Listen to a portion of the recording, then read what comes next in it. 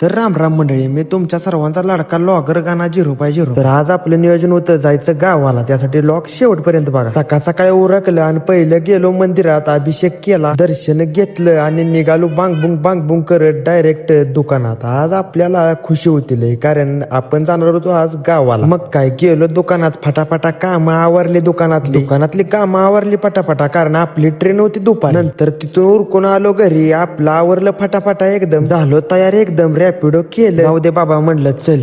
तिथून direct new मार्केटला आलो. धन्यवाद भाऊ म्हणलं, मंडळ आपला आभार. तिथून नंतर अजय भाऊला केला तयार. अजय भाऊला म्हणलं चल झाड दिशी जाऊन बसतो ट्रेन मध्ये फाट दिशी, कारण एक वेगळाच आनंद असतो व त्याच्या आईला गावाला जायचं. मग काय त्याच्या आईला कुठं आहे म्हणलं, आपला प्लॅटफॉर्म चाला सुद्धा वेळ न घालवता पहिल्यांदा ट्रेन मध्ये येऊन बसलो, कारण टायमिंग झालं तर ट्रेन हलायचं. म्हणलं त्याच्या आईला त्याच्यानंतर गोळ होईल मोठा.